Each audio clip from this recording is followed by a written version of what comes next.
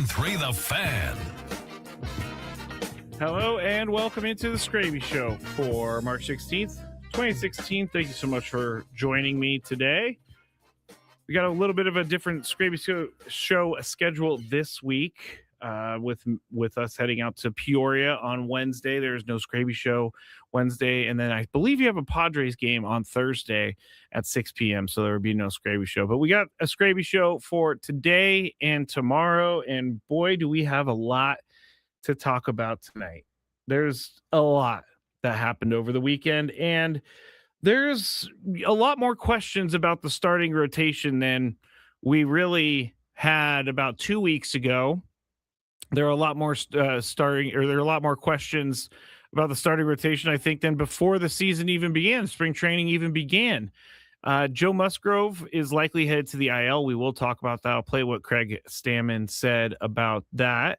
We'll also hear from Craig Stammen after the win today against the Giants. He had a few notes to deliver to everyone, just so you can get caught up on what happened today. The Padres did win their game, and it was, it's just another spring training game, apparently, according to everyone. That seems to be the thing that it's always said, is that it's just another spring training game, nothing to see here.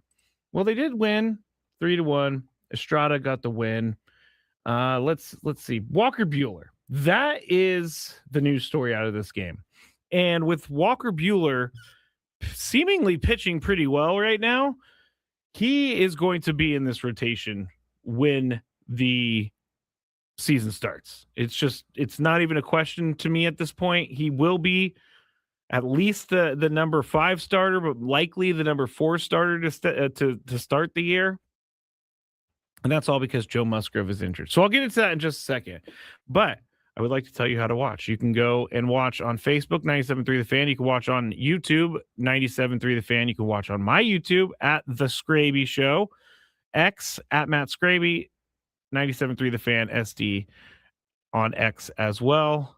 And that is about it for today. I have some really nice things being said in the chat today. Tyler says, "Everyone quiet, my show is on." That's actually one of the greatest honors of all time. I've never had someone say, "Everybody quiet, my show is on," about my show. Captain DJ says, "Matt Skraby is in the house." Yes, I am in the house. Thank you for coming and watching the show, all of that. I have to start with something, because my daily gripe was going to be this, but they have bothered me so much today that I need to make them my gripe to start the show. But I have earbuds, and in radio, you need these things. I knew it. Chris, I knew it. Chris just snuck in the studio, hoping that I didn't see him, but he left his phone and he realized it, so he just snuck in. Anyway, I absolutely hate these things. And it's not like they're not bad. I actually like the way that they fit my ear, but it's like the hardest thing in the world to get these earbuds in my ear. I have to put the cord behind my ear. I have to do all this other stuff. So I've been having a lot of trouble putting these earbuds in today. Again, I like the way that they feel inside the ear, because as someone who wears earbuds every single day doing this job, my old earbuds would hurt my ears, and I don't know why it would, but now these fit great. It's just getting them on is a show. Tony was laughing at me in the break when me trying to get this on, because I cannot, for the life of me, figure these things out. So I'll keep you up to date on that situation, which is what everybody wants to know about, is my headphone situation or earbud situation. All right, before we get into Walker Buehler, I think that we need to get into with what happened with Joe Musgrove today. Now, we've been thinking about this ever since it was revealed that he was having soreness in his arm, but Chris was spot on. Chris said he's going to be on the IL to start the year. And I said, wait. Don't go there yet. Well, Chris was right. So here is Craig Stammen talking to the media this morning. Yeah, he's most likely going to start on the IL this year. I mean, it's, we're getting to the point where he's taking enough time off that it'd be hard to ramp him up, to get him to be a viable starter that can throw 5 innings, 90 pitches. So, like I said, this was part of the plan. Right.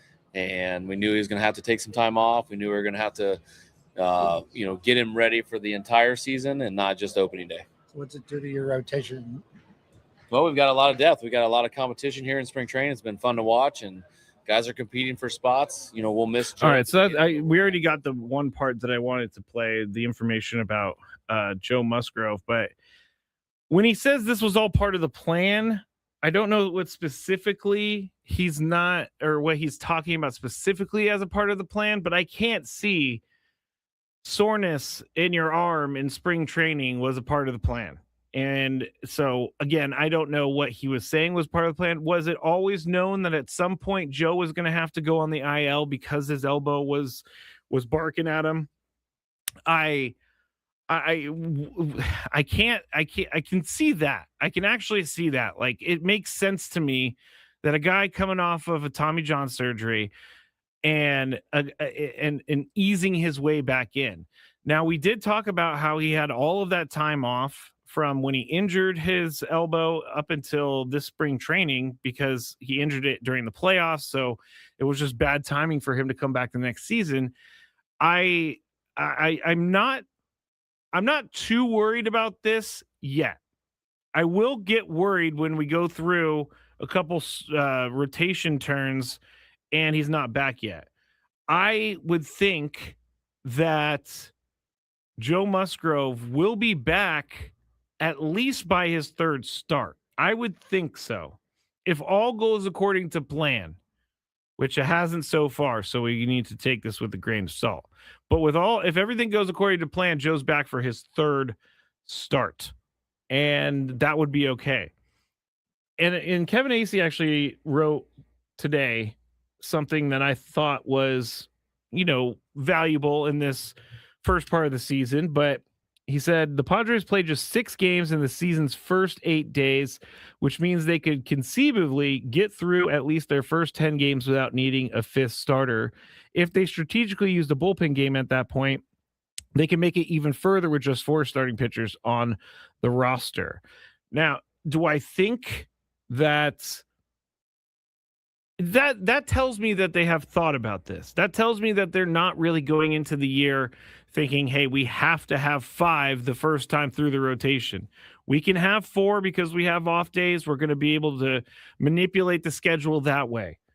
And that does make sense to me if that was something that they did, because if you have these days off and you don't have to use a 5th starter, then don't use the 5th starter. And so I'm fine with the 4. And now we got to check into the 4, because we have Michael King, Nick Pivetta, Randy Vasquez, and I guess Walker Buehler. That is the 4 right there. And so you don't need the 5th starter for the first 8 games of the season. But what does this do to the rest of the rotation? Well, it gives an opportunity for someone to take that 5th spot, and it just doesn't seem like anyone is going to be doing that.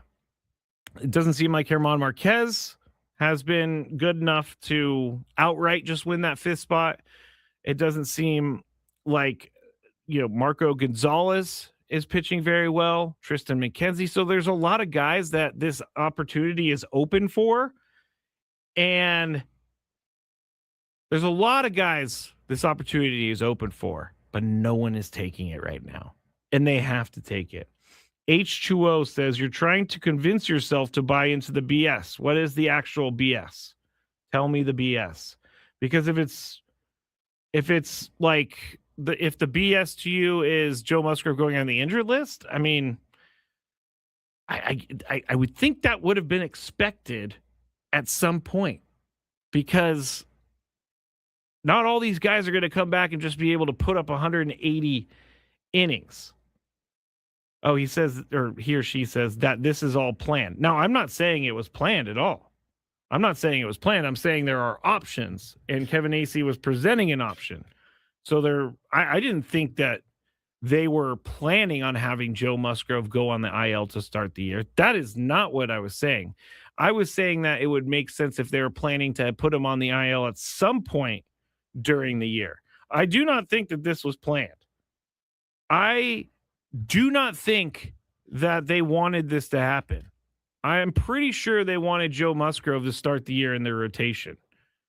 But if we're going to try to believe or to parse through who to believe, who not to believe, I'm just going to go with what happens. And I cannot live and die by everything that Craig Stammen says, although that is the information we get. So I'm not sure what I don't. It doesn't really matter what we believe at this point, to be honest. What we believe is that there's not going to be Joe Musgrove on this team starting opening day. It's just not going to happen. So you got to move forward. Do I think they planned it? No, absolutely not. They want Joe Musgrove a part of this season. But now they're having to go through and figure out different things as to how they're going to get through the first couple weeks, maybe month of the season. I'm not so worried about the first month of the season. Now, can the first month of the season, like, can it give away your season? It can't give away the season, but it could definitely help you bury yourself very, very early.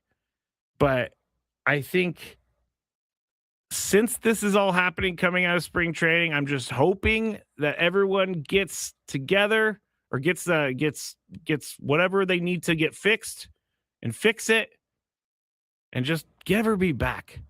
Because we really don't need everybody to start the year. And yes, this might be Padres propaganda, but we do need a lot of those guys to finish the year, which I'd much rather than be safe with Joe Musgrove now rather than having him try to pitch through it a little bit and then re-injure himself, and then we don't have him for the rest of the year. And I don't believe that they're thinking he's out for the year.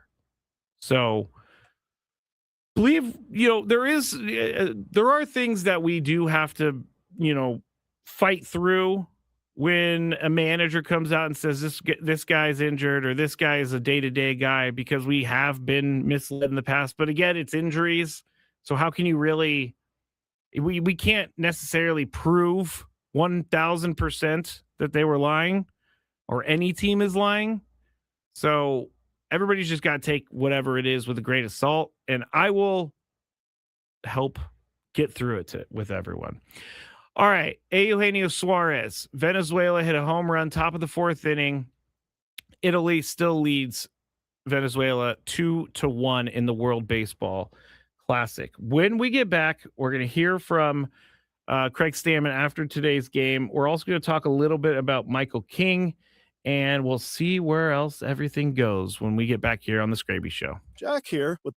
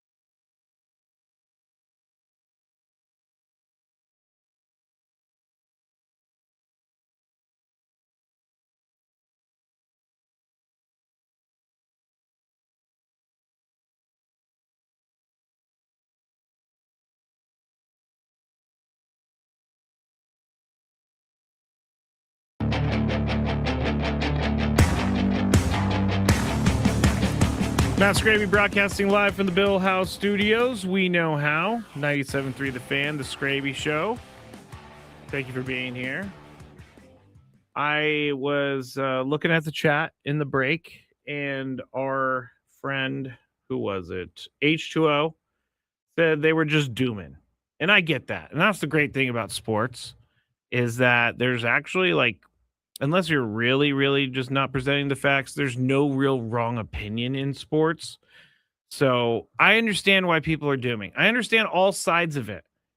I understand that there have been things in the past with the Padres that seem to be minor and then end up being major.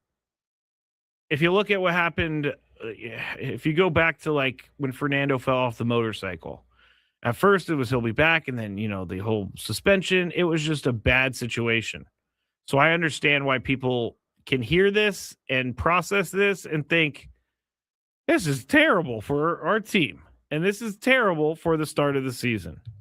But the positive side of me says, but this is the start of the season.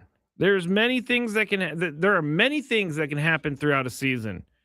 Last year, Padres started 7-0, and they had a pretty good record through their first 20 games, 15 games.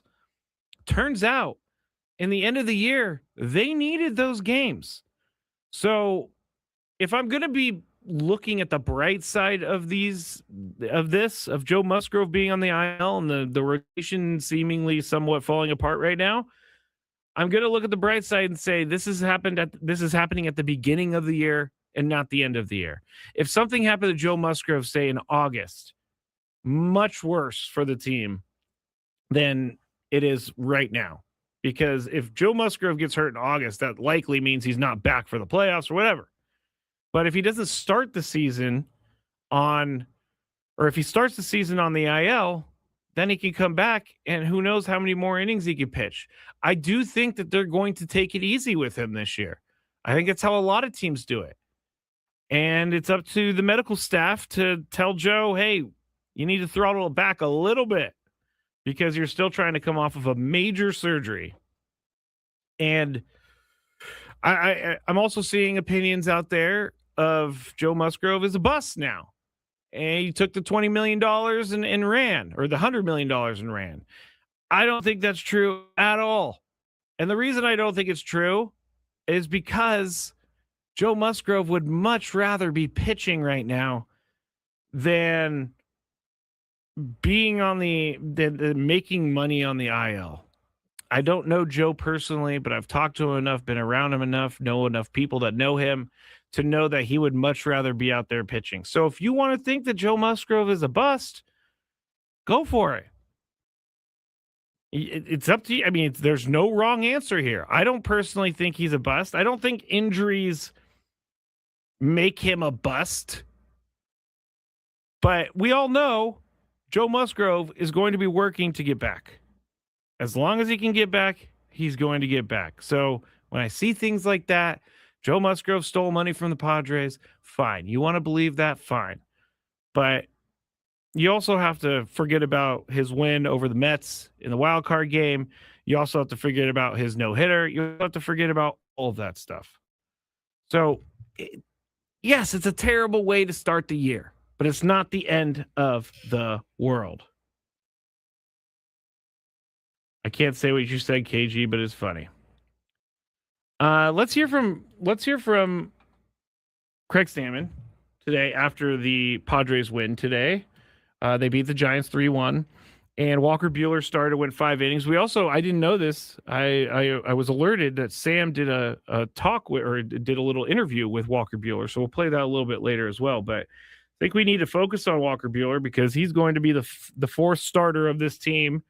And I'm thinking that we are seeing Walker Buehler slowly inching into he's going to be very important for the Padres this year. So here's Craig Stammen after today's game.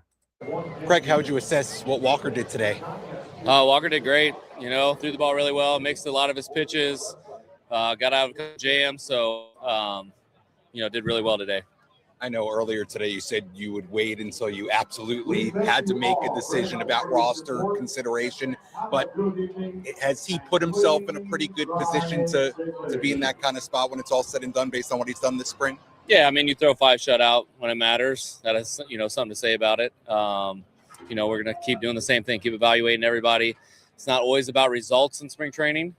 Sometimes you're not facing the lineups that are going to be, big league ready. Probably not the lineup we're going to face games 4, 5, and 6 at Petco. But you can only do what you can with what you got to work with. And he went out there and threw 5 shutout like he should. Proud of Walker. He did great today. And, look forward to his next outing. Nice to see Adcock back out there. Yeah, good to see Ty out there. Gave up that tough triple down the line and then shut her down after that. It's great pitching by him. A couple big outs right there at the end with the guy on third, straining that runner. Good to see him back out there. Showed some really good stuff. 97 mile-an-hour fastball. So, another guy that we got in our stable that we can count on. Is that an oblique for him? Yeah, it was. It was, yes. How could Jackson Wolf fit into what you do this season at some point? Yeah, lefties. You never have enough lefties. And, the funk that he brings, the 6'7" frame, arms, elbows, knees, toes coming at you. He's going to keep hitters off balance. I think short stints in the big leagues, he could be really good. A la Kyle Hart. They're, kind of in that same mode together. Jackson's improved quite a bit over the last few years going through the minor leagues. And, he's knocking on the door to be ready to get called up to the big leagues at some point. Marcus talked about how he can't lean on his fastball as much as he used to before his second Tommy John. Like, how different of a pitcher is he compared to what you remember seeing early in his career? Yeah, he's different in the fact that he's not just throwing 4-seamers and curveballs and sweepers. He's got kind of 4, 5, 6 pitches, striking, Eldridge out on 2 changeups. He never threw a changeup before. So he's learning how to be a pitcher, which is cool to see because he was a thrower that was a pitcher, back when I saw him with the Dodgers, just elite stuff. And it was just like, hang on for your hats. This could be a no-hitter at any point. Now he's learning how to pitch, mix speeds, throw it to both corners, throw it up, throw it down. It's kind of fun to see like a real pitcher, a guy evolve and, show he's got more tricks than just throwing hard and having elite stuff. All right, that was Craig Stammen after the game today, and Walker Buehler went 5 innings for the Padres, did a very good job. Of course, he's, as I just said, he's going to work himself into rotation. We'll hear from Walker Buehler in the next segment after Sam talked to him today, or the media talked to Walker Buehler after his start today. Jackson Wolf, another name that Sam Levitt brought up earlier as a guy who could potentially be a part of this team at some point this year. So all of I don't know what else to say, honestly. And I know it's my job to find the words, but I don't know what else to say other than this is what they're faced with right now, and you gotta move forward. They are one of the they spend more money than a lot of teams in baseball. Now, you may think they might allocate their money poorly, which is totally fine, but this team is putting their best foot forward. You're not going to have every guy in Major League Baseball. And you got to think, where is this team without Walker Buehler right now? Do I know what he's going to do during the regular season? No. Do I think that he's going to go out there and be the Walker Buehler of old? No. But there is somewhere in the middle. There is somewhere in the middle that Walker Buehler can be an effective starter at the Major League level. So at this point, the games have to be played. There's unless they make a major trade, or if someone if someone comes up and throws lights out for the rest of spring training, it could be put in there. I just don't see it happening. So as a recovering alcoholic, this is how I look at it. This is what I'm faced with, and that's what I have to do going forward. I can't be worried about the past. So that's where my opinion comes from. I cannot be worried about things that have already happened. You got to adjust and move forward. At least in my opinion, you have to adjust and move forward. I know that, again, this is why I love sports, and sports talk is one person's opinion is another person's garbage. Wait, did I say that right? One person's opinion is another person's trash, and one person's trash is another person's great opinion. Probably made no sense whatsoever, but I'm going to just keep going with it. Because you should see sometimes the messages I get. How could you sit there and talk about this team like they're going to win the World Series? I have no idea if they're going to win the World Series. Do I think that they can put themselves in a spot? I think they can put themselves in a spot to make the playoffs for sure. But right now, obviously, the only team I could say that I'm confident in winning the World Series is the team up north, and I hate saying it and thinking it. Just hate it. But it's true. It's true. And even then, they're kind of getting a little old. Freddie Freeman's getting up there in years. Mookie Betts is getting up there in years. So, if anything was proven to me last year, it's that even if you have a super team, you are not guaranteed to win 150 games because the Padres had a shot at the division. They had a shot. So, you can't say that the Dodgers ran away with it. That was the Padres to win last year, and they lost. And everything could have been different about it. They could have got a home series against the Reds, and then maybe the Dodgers are sent to Chicago to play the Cubs. Who knows what happens? But at this point, we just got to move forward. I don't know if that's and taking the easy way out, but that's how I think about it. All right, when we get back, Walker Buehler with the media after his start today. And then I have a couple random stories that we could talk about here on 97.3 The Fan and The Skraby Show.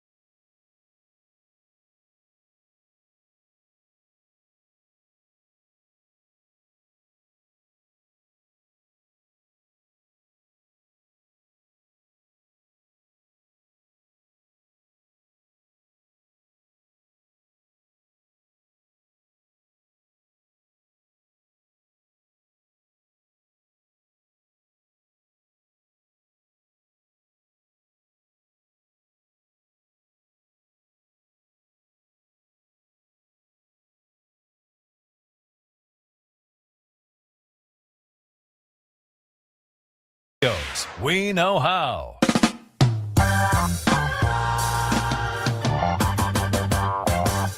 All guests on 97.3 The Fan are brought to you by the SCCCU Fan Hotline. It's not big bank banking, it's better. Final segment of the Skraby Show. I'm Matt Skraby. Thanks for joining me. Again, you can watch on YouTube, 97.3 The Fan, also at the Skraby Show on YouTube. Please go subscribe to the Skraby Show YouTube so I can get more people, so I can do more cool things. Again, I think I've explained this before. I had no idea there's so many different tiers. Like, I signed up for YouTube a couple years ago, and I was like, hey, I'll pop on YouTube Live every once in a while and just say, talk to people. Well, you can't do that from your phone when you have no followers. So you got to get like 500 or something like that. I don't know. I didn't know YouTube has so many different levels of how you can broadcast, but hey, that's what's going on here. In the World Baseball Classic, interesting moment, bottom of the fifth, Italy still leads Venezuela 2-1. But the pitcher of Venezuela threw a fastball, and I don't know if the catcher wasn't thinking it was fastball because he didn't really make a great effort to go get the ball, but it hit the umpire right in the face. Like fastball, just right in the face. And of course, obviously he has a mask on and everything like that. So he's fine, but that cannot feel good. I don't care if you have a mask on or not. I mean, the guy's throwing 96-mile-an-hour sinkers. Think about what a fastball is. But yeah, it was bad. It was like a direct hit to this umpire's face. So we'll keep an eye on the World Baseball Classic. Winner of this game goes to play Team USA tomorrow night. I know that Chris said today, I finally got into the World Baseball Classic. I got into it last edition, but I think that the World Baseball Classic is something that's got staying power. Like, I don't even really care about the Olympics, to be honest. I know Bryce Harper said last week, hey, the World Baseball Classic is great, but I think the Olympics are better. He's like, everybody watches random sports in the Olympics. That's how great it is. Well, I see baseball all the time, so I'm not necessarily going to go seek out baseball during the Olympics, but the World Baseball Classic is perfect because what did we watch last night? A competitive baseball game on a Sunday night in March. Like, there's not any football games, obviously. There are no really big NBA games because it's not that part of the season yet. So this is a perfect placement for it. It's just absolutely perfect. You get real competition in spring training. It's great. I love it. I absolutely love it. All right, we're going to get into some of these weird stories here before we move on tonight. I guess I should say that Nick Pivetta, this was a note I forgot to mention at the top. Nick Pivetta was back pitching over the weekend, said he felt great, feels good after resting the arm. So there's an example of something where, hey, he's missing a start. Are we nervous? To, oh, well, his arm was tired, I guess. Arm fatigue. And now he's okay. So he threw. He feels good. He's ready to go for the season. Aztecs also did not get selected to the NCAA tournament, which I didn't really think they were. The only time that I thought they were is because they were doing those things where it was the first four out, and it was like it kept changing. And San Diego State was in the first four out a lot. So I thought, okay, they got to the championship game. Maybe that gets them enough points to get into the tournament. Did not happen. And I don't really think they deserved it. It was too much of a inconsistent year. Now, winning 22 games, good season. But when you're playing in the Mountain West, you have to win the Mountain West tournament to make sure that you get into the tournament. So we're going to be going into March Madness with no San Diego State Aztec team. But we will go to March Madness with at least one basketball team in town heading to their tournament, and that would be the UCSD women. They won the tournament over the weekend, so they are headed to the NCAA tournament. All right, Walker Buehler pitched today. And we're going to do a lot of Walker Buehler talk here as we go along because he's going to be firmly entrenched in this team. But Walker Buehler was interviewed after the game. And if I could find where the heck I put this stupid, I can't find it. Oh, there it is. Here we go. Here's Walker Buehler with the media. Walker had it field today, 5 scoreless innings, had to work out of trouble a couple of times, but seemed like the results were pretty good. Yeah, Campy and I did, I think he did a really, really good job implementing the game plan that we kind of come up with. And, good to kind of use all the pitches. Changeup was really good today. It's something we've been working on. So, all in all, really good day. Speaking of the pitch mix, you talked last time about wanting to use the fastball a little bit more. You did that today. Was that part of the game plan? Yeah, I mean, kind of use it or lose it situation. I would love to throw it 100, as I've said a million times, but, we got to use it a little bit more selectively than we used to. And, my strengths are on the outside of the ball and spinning it. So new slider has really helped out as well. So kind of 2 new mid-speed pitches that are kind of putting some more pressure on guys to kind of choose hard or soft.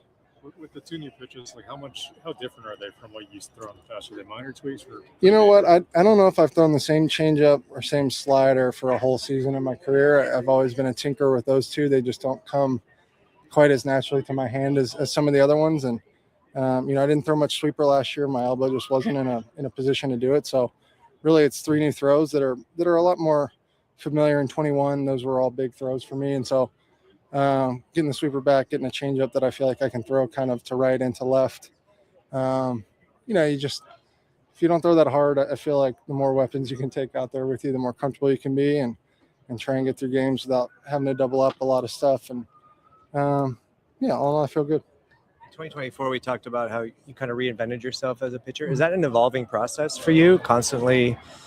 Yeah, it's hard, man. I think the way I pitched for a lot of years was very fastball heavy. And so, I could just hide a lot of this stuff and I could make one good slider throw to each guy every at bat and have a decent chance to get him out or strike him out. So, now having to kind of mix and match and guys are going to see the same pitch multiple times, I think is kind of a new thing for me, but something that, when I was young, I remember in high school, the draft, I was always a pitchability guy. And so kind of getting back to that and kind of the way I pitch in college, to be honest, I think is something that's in there. It's just, now my delivery and elbow are in a spot that my hand gets in a decently the same spot every time and can kind of actually know what's going to happen out of my hand. How are you feeling with what you went through? It sucks, man. The second Tommy John's horrific. And obviously, the timing of mine in terms of my career was really tough. But, I'm just happy to be in a place where I can wake up, my elbow doesn't hurt, and go play catch without worrying too much about it. So all in all, happy to be playing professional baseball and hoping to help this team this year. There you go. Walker Buehler with the media after the game today. And Gator Padre said this on the chat, but I agree. Listening to Walker, he likes listening to Walker Buehler. And I do too. Yeah, I seem to learn something from Walker Buehler every single time. But it sounds like it would be very strange, actually, to be like someone who I'm trying to explain, or I'm trying to think of an example, but like maybe you are a football player and you're so strong, you just run everybody over all the time. And then all of a sudden you get a little bit older and you can't run everybody over all the time. So now you need to learn how to do a spin move, or now you need to learn how to juke right or left or whatever. That's exactly what Walker Buehler's doing. And you could tell that he knows what he's talking about. And I like the match of him and Ruben Niebla together, because 2 good baseball minds together is good. And he said he's going to help this team. Well, he's going to have the chance, because I'm pretty sure he's going to be on the team. All right. There's Walker Buehler. It would be, I mean, I keep going back to this thing. He's fastball dominant most of his career, but now he has to go and try to figure out how to pitch without a fastball, or at least a dominating fastball. I like when guys reinvent their career. I think I've said this recently, but I like when guys reinvent their career. I like when guys are not so stuck in their ways, like it's fastball or else. type of thing. He's like, I don't have a fastball anymore. It's going to get by guys. I got to be a better pitcher, not just a thrower. So there you go. Walker Buehler. Now let's go to some of the random stories that I wanted to talk about. One sports related, one not sports related. But I want to go back to something that we talked about during Gwen and Chris, which is Trinidad Chambliss, the Ole Miss quarterback, is trying to get money. I believe there's a lawsuit in process right now against EA Sports and their college football video game because he said that he was up for, or at least this is coming from the lawyer, he was up for the cover athlete of he was the cover athlete of what's the game? NCAA football. I don't know why I forgot the name of it, and it's not even that big of a deal name, but he was supposed to be the cover of that. The EA Sports people ended up telling him, "Hey, we're not going to choose you as the cover because you're in the middle of a court process. We're not sure if you're going to be playing next year, so we don't want to be caught with you on the cover when you're not actually playing college football." So the filing in court said that he's going to be Trinidad Chambliss going to be missing out on NIL compensation for being on the cover. He's also saying, quote, Trinidad would have enjoyed heightened notoriety and prestige since the cover is shot considering an honor in college football and in the gaming community. Appearing on the cover would have created organic publicity for Trinidad, enhancing both his marketability and publicity rights. Being on the cover would have been personally meaningful to Trinidad, who could have shown his cover photo to potential employers and even his children and grandchildren. Now, I would like for them to move that last statement up to the top. Being on the cover would have been personally meaningful to Trinidad. Instead, they started with all the money that he's going to miss out on.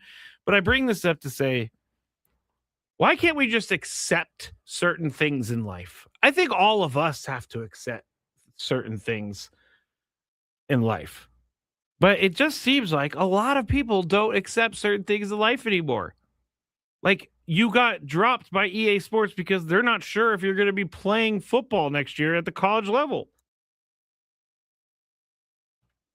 That is a fair thing for EA Sports to tell you. That is a fair thing. If I wanted to put MLB, or if I was deciding on the cover of MLB The Show, and I picked someone who I wasn't sure was going to retire or not, and then they ended up, like, say they selected Clayton Kershaw. We weren't sure. Is he going to come back for another year or not? Clayton Kershaw's on the cover. He doesn't come back. Looks pretty stupid for choosing Clayton Kershaw. I just think, like, we cannot accept certain things anymore. And that part really does bother me. Because this is a business decision for EA Sports. They did not harm you in any way. They did not ruin your career. Your career is already up in the air because you've played 6 years, or you're going into a 6th year of college football. Like, come on. Do you want to be a professional, or do you want to just make money at the college level?